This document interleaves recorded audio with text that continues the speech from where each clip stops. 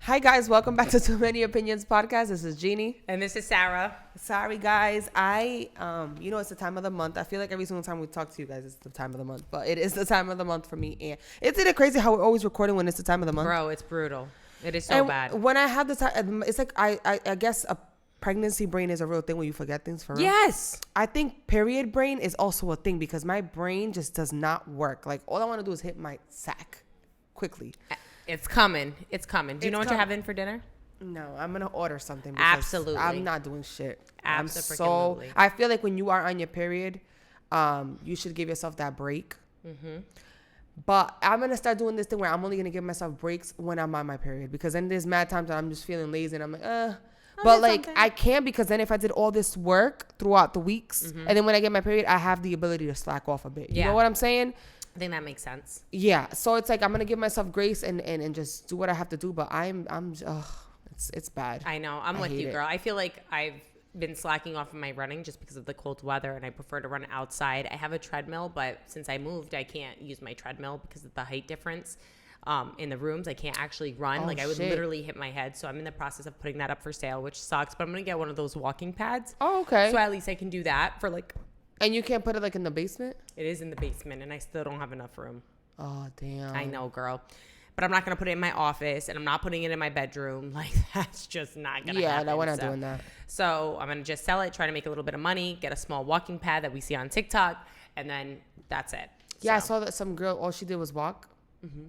I forgot for how long. She just walked 30 minutes every day, and she got skin. You see? And that's all. Yeah, it's what you need to do. So that's my main body. goal. So that's good. So yeah, so that's that. Today, though, I really want to talk about something personal to me, and I know you can probably relate. And it's anxiety, and not probably. That's like I'm the queen of it. Yeah, I feel you, girl. It's really anxiety, depression, mental health, like those kinds of things. Typically, we talk a lot about relationships, but I feel like this is very important to talk about, and I'm gonna share my experience. Please with you. do. So last week, I was triggered by God knows what. That's the worst. Literally couldn't even fucking tell you. I had just put my son down for a nap. And then I had the worst panic attack, anxiety attack that I've ever had in my whole life. And I've had them before where I felt like I couldn't breathe. And then like those things where it's like tightness and like you're like in like a fog. No. This was literally interrupting you real quick. When you had them in the past, was there something that triggered them in the past, or it was just kind of like this time? It was just random. No, this time was random. The other times was like overwhelmed, like because stress. Of problems, life, life, stress, my divorce. You know what I mean? Things like that, like real life shit. This one was out of the blue, and when I tell you that it was like a heat wave hit me. I went to go pee. I'm like, oh my God, I'm like so hot. And then I'm like, oh my God, I can't breathe. And I'm like, my heart's beating fast. I like can't even see in front of me. I'm doing laps in my house trying to walk around. I got my hands on my hip. I got my hands on my head. I'm like, oh my God, breathe. I'm like praying to God, please God, help me get through this. I'm like, oh my God, my mom's not home. My aunt's not around. I'm like, oh, please send them home. Like I can't. Now the tears are just flowing. I literally could not breathe, and I'm just so thankful that my son was asleep and he didn't like witness this. I was like on the floor in the fucking fetal position, like holding myself, praying to God, like, God, please help me. I can't breathe. I don't know what's wrong with me right now. I was in like a complete fog. I couldn't think. I was just crying and crying and crying. Nothing triggered me. There was nothing.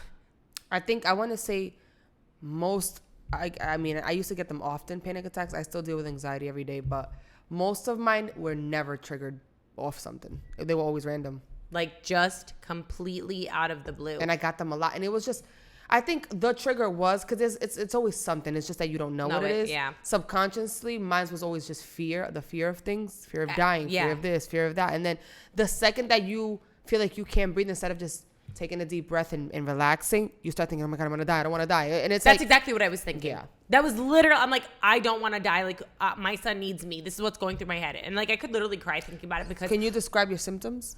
I was sweating completely, like from like head to my toes. Like I was completely So walk hot. us through it. Like your first, because I think this is very important for people that get this or will ever get this. I hope you don't. But what was the first thing you felt? I had that, like, this hot feeling in my body. You got hot. Yes. But, like, not like I wasn't sweating hot. Like, internally hot. Yeah. I'm like, oh my God, I feel really weird. And then I went to the bathroom. I think I peed, whatever. And then I'm like, oh my God, I'm like, I'm really hot right now. I'm like literally trying to like fan myself. And I'm like, and then immediately thereafter, like shortness of breath. And then it was like, oh my God, I'm going to die. Because now the hotness is freaking you out. Yeah. So why am I so hot? Why am I so hot right now? Like nothing hit me. Like the temperature's not hot in the house. Like what's going on? And then it was like, oh my God, no one's here with me. I'm by myself. My son's sleeping. No one's here with me. What's going to happen to me right now? No one's here. So and then I'm like, oh my God, I can't breathe. Do you think subconsciously it's because you're alone? Maybe. Who knows? I really don't know. It was just completely out of the blue. And when I tell you I was doing laps around my house, like trying to like get the airflow in, I'm like, oh my God, breathe. God, please help me. Like, please guide me. Like I was literally begging and pleading. I was on the floor. I have like my brother's dog. He's the bigger dog that I have at my house right now. He's a service dog. And when I tell you that this dog knew that I was having an anxiety attack, when I was on the floor, this dog came and laid his head on top of my back and was just there. He did not move. And I'm like rocking and he's just staying there. My other dog is just laying right in front of me and I'm like breathing and the tears are just coming down and I could not stop crying. And then when my aunt walked in first and she's like, what's the matter? And I'm like, I can't breathe. I'm having an anxiety. She's like, I know what you're going through. You're not alone. That's what she kept saying to me. I'm like, I just don't want to die alone. And she's like, look me in my eyes. I'm not laughing. I know, but this is literally what I was feeling in the moment. Crazy. It's like just hearing her. She looked me in my eyes. She's like, my mom hadn't even come in yet. Like she was bringing something and she looked me in my eyes. She's like, look me in my eyes. Until the day I die, you will not be alone. And I will be here for you no matter what it is or what we're going through or what we need to talk about. I am going to be here every step of the way. My aunt also has crippling anxiety to the extent of she can't be in like crowded places. Like if she's in a car, like the car can't be full. Like, you know how cars seat 5. Mm-hmm. She can't be the middle person in the middle of the back seat. Right. Like she will literally get out of the car. Like I need to pull over on the highway. I cannot breathe. Get me out. Yeah. And then the tears just flow. It's like, oh my God, I can't breathe. And it's like, I'm getting emotional because it's like her saying that to me was like the only thing that kind of like calmed me down. And my mom came in and she was like, what's going on? I'm like, I'm having an anxiety attack. And then I have anxiety medication. So I had taken a pill and it hadn't kicked in yet. So I was like still feeling all of these like big feelings. And I was like rocking myself and my aunt was there and I was trying to drink water. My mom's like, sorry, you're not alone. We're here with you. You're good. Jace is fine. I'm like, I just don't want him to be alone and not have anybody. And even though he has his dad and my family, but it's like, I could not believe that I felt that. Mm-hmm. And then mind you, so then finally the medicine kicked in and I was like out of the attack stage. But then I don't think people talk enough about the aftermath of that because when I tell you I was in a complete fog. Depleted. Like I was not there. Like I was there, but I was not there. Mm-hmm. Like I felt like I was having an outer body experience. I took pills once because I was having a panic attack while I was driving. And it calms you down, but it's internally you're still having one. It's weird. Yeah. I stopped taking medication because that wasn't it for me. Right. Particularly. There's people that it works great for. I couldn't do it for me, but yeah, that's me every single time I'm in a car. You see. That's me every time, even if I'm by myself going up the street to the supermarket.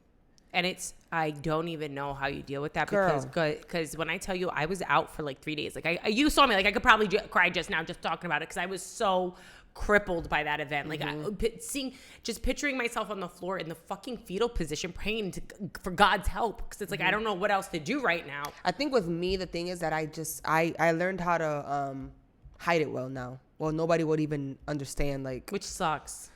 It's one of those things like it's either I'm gonna be home ridden or I'm gonna just have to face it every day and figure it out. Yeah. You know what I'm saying? Like, so it's so hard for me. Like, people think like even me going on vacation was a huge thing for me, and I still got anxiety on my vacation. You know what I'm saying? It's like, and what can I do? Like, it's just, yeah, it's a lot. It is. I was also on vacation recently, and in the airport going through TSA, I got pre-check because TSA pre-check, you're supposed to just be able to almost glide through, right? But because I had to change my passport and blah, blah, blah, I had it linked. So I had to go through general admission. Girl, again, full blown, not as bad as what I was having, an anxiety attack, but I was 100% sweating, taking off all my clothes. Like, I'm like, oh my God, like just breathe. And I'm by myself. And you might be right. You might be right. It might be because, as I'm hearing you speak, and even like what triggered you and what your aunt and your mom was telling you, you're not alone, to help you feel better. It might be because you have a fear of being alone. And that's probably a lot of people's heck yeah. Who wants to be alone? What I mean? Like, so it's like, my fears, the things with me is that, which sucks. Because I feel like if you have fear of being alone, like there's a lot of things you can do and blah, blah, blah. But with me, I have irrational fears that trigger anxiety. Wow.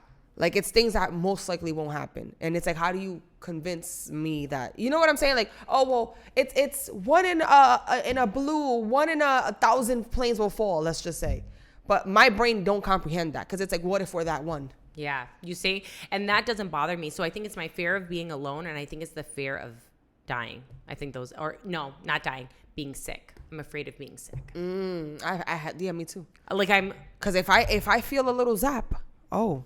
Like I'm deathly afraid of being ill. I'm Googling it. Yeah, I have a there's a terminology for that. My doctor said that I am a hypochondriac. Yeah, like it's bad. Went, like, even just going for like a normal thing, I'm like, oh my God, is everything okay? Girl, I'm up fucking, my doctor's like, Sarah, you are a healthy young woman. There's not, I'm like, I have such bad anxiety. Like, I don't know. I don't want to die. My son made them somebody. They did an internal, like they did a sonogram on my heart. Bitch. Because I was convinced. It's not funny. No, it's not funny, but it's like. I was convinced, and they were like, you're good.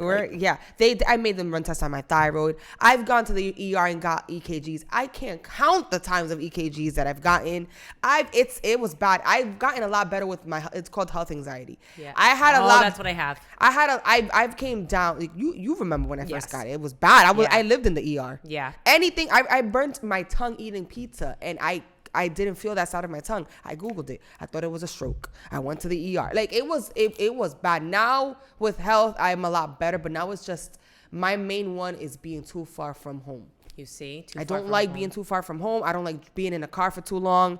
I feel like I can't breathe every single time. And it's like, even when I say, okay, I'm going to get in this car and I'm going to be good. Everything's going to be okay. I'm going to have fun.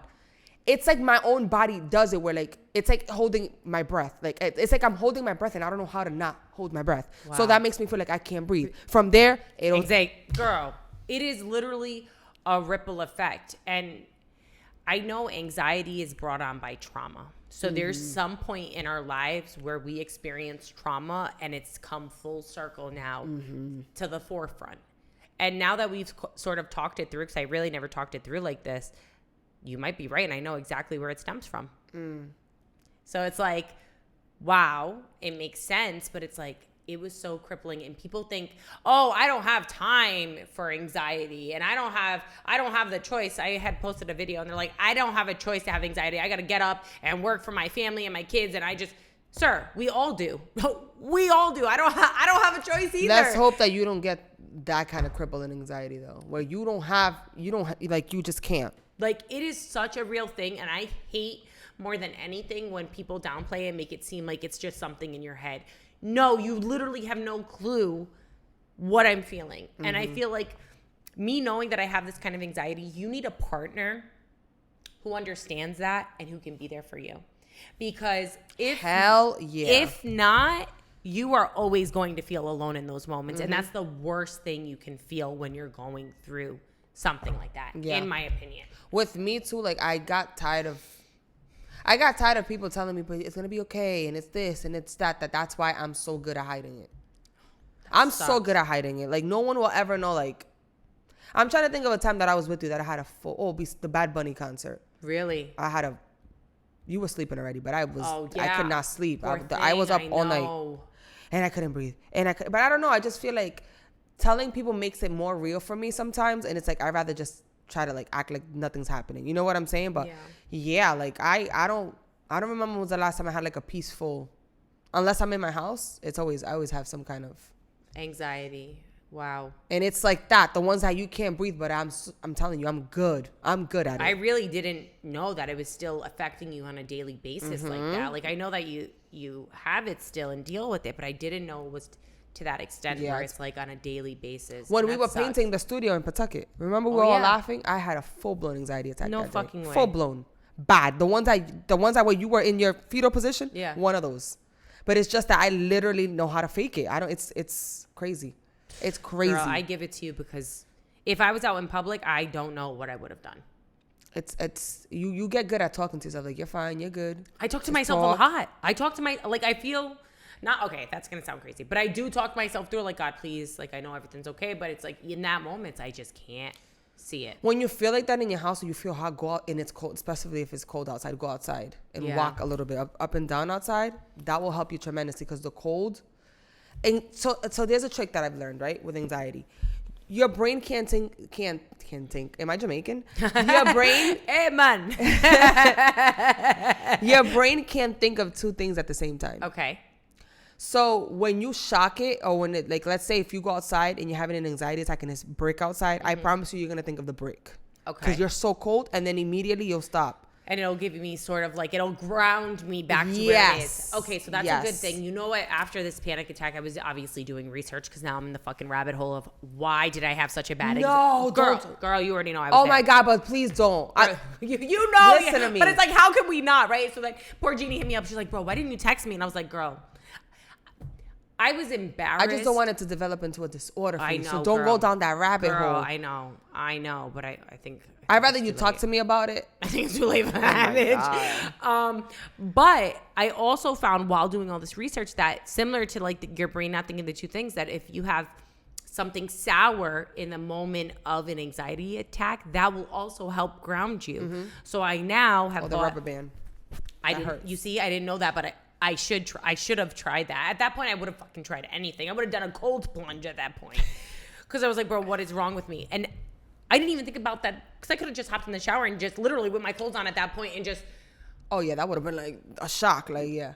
So, yeah, the moral of this whole thing is, one, getting personal and being real that, like, life isn't all that it seems. Like, we come on here and we talk our shit and we talk about, like, good things, bad things, whatever. But, like, this is real life. This is real that I experienced. I'm not making this up. Like, it was fucking real. And to hear that Jeannie deals with this on a daily basis, it's just like we the people need to be more open about these kinds of conversations and not make it feel like we just gotta hide it. Like, right. It's not shameful. A lot of people that look normal that you would never think deal with this shit all the time. And then anxiety could turn into depression, because then you feel like you have it does get better. You start getting better at it. There's mad supplements. I feel like I still have it because I'm not super strict with my supplements, but there's mad supplements for you because also you have an imbalance in your brain. You know what I'm saying? So like there's stuff that can help. There's never like this is it.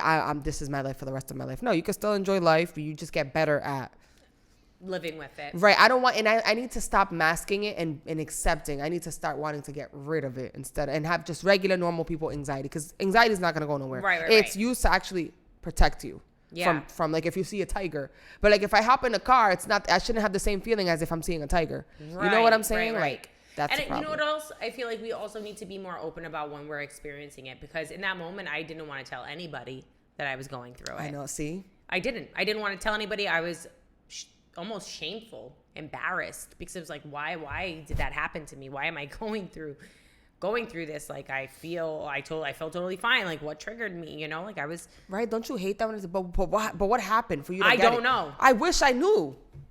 I wish I could tell you, bitch. I wouldn't be fucking in this predicament if I knew what it was, because I would not trigger myself. You know what I'm saying? It's just, but breathe. But you're gonna be okay. But it's fine. It's real.